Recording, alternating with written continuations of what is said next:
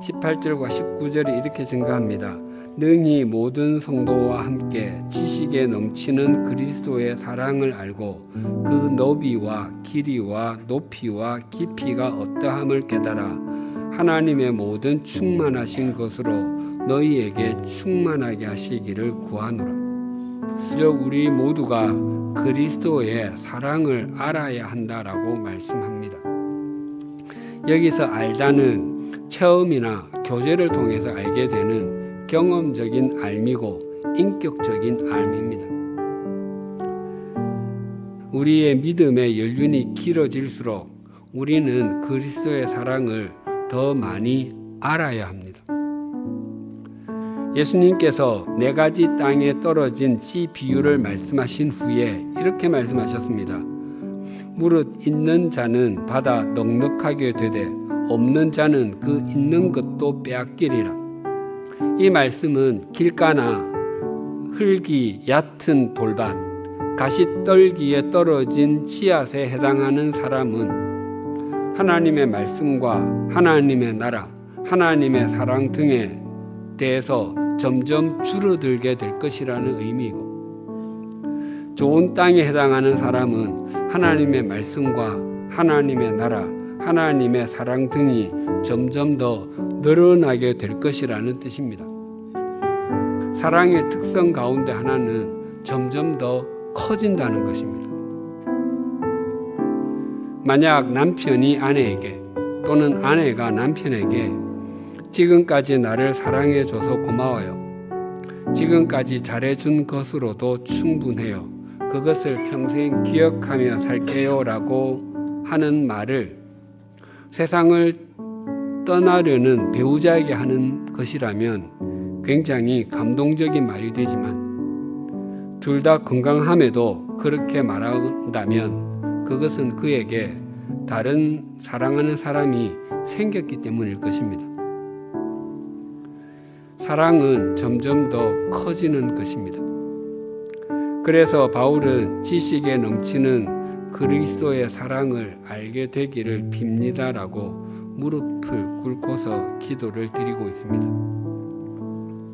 우리의 속사람이 강건해져야 하고 그리스도께서 우리의 마음에 계시게 해야 하며, 우리가 사랑 가운데서 뿌리가 박히고 터가 굳어져야 하는 이유는 그리스도의 사랑을 알고 그리스도의 사랑 또는 하나님의 섭리의 너비와 길이와 높이와 깊이를 깨닫게 하기 위함이라고 합니다.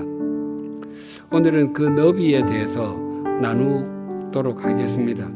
성경에서 가장 잘 알려진 말씀은 요한복음 3장 16절일 것입니다. 하나님이 세상을 이처럼 사랑하사 독생자를 주셨으니 이는 그를 믿는 자마다 멸망하지 않고 영생을 얻게 하려 하심이라. 예수 그리스도가 하나님께서 보내신 독생자이심을 믿고 그분의 십자가 지심이 자신의 죄를 영원히 속해주시고 하나님 나라의 시민이 되게 해주시기 위함이며 진노의 자녀에서 하나님의 자녀로 삼아주시기 위함임을 믿는 사람은 누구든지 영원한 생명을 얻는다고 약속하십니다. 그 어떤 조건도 달지 않으셨습니다. 억만장자만, 박사 학위를 가진 사람만 오라고 조건을 걸지 않으셨습니다. 또한 특정한 피부색을 가진 사람만, 특정한 혈액형을 가진 사람만, 특정한 지역에 사는 사람만 오라고도 조건을 걸지 않으셨습니다. 주님께서 아무런 조건을 걸지 않으셨기 때문에 우리처럼 작고 연약한 사람도, 우리가 보기에도 형편없는 존재도 주님 앞에 있을 수 있게 되었습니다.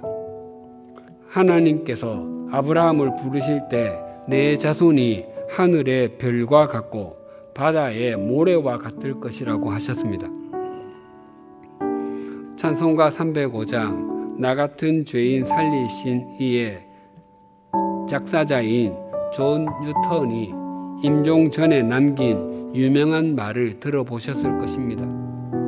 그분은 젊은 시절에는 노예 상인이었고 회심한 후에는 목회자가 되었습니다. 마지막 날에는 아주 놀랄 일이 3가지 있을 것입니다. 첫째는 우리가 전혀 예상하지 않았던 사람들이 거기에 그리스도와 함께 있을 것입니다. 둘째는 우리가 거기 있을 것이라고 여겼던 사람들이 거기에 없을 것인데 그것은 우리가 모든 것을 판단할 수 없다는 것을 상기시켜 줍니다. 무엇보다도 가장 놀라운 것은 셋째인데 존 뉴턴이라고 불리는 늙은 노예가 하나님의 은혜로 거기에 있을 것이라는 것입니다.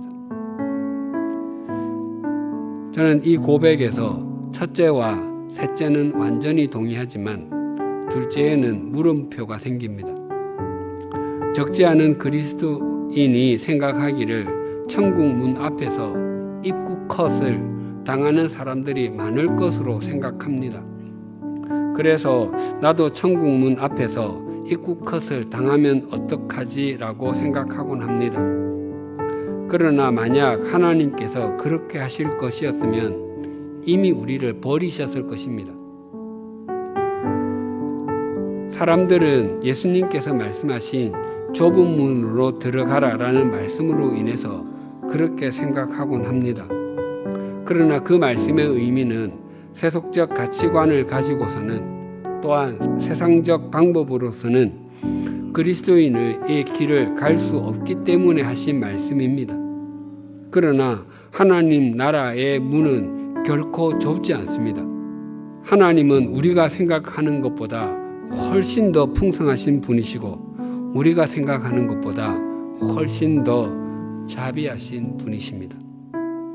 우리가 오늘 이 예배의 자리에 있을 수 있게 된 것은 하나님께서 우리에게 너비의 은총을 베풀어 주셨기 때문입니다. 우리같이 형편없는 존재를 받아주시기 위해서 당신의 독생자를 십자가의 제물로 삼으셨음을 믿으십니까?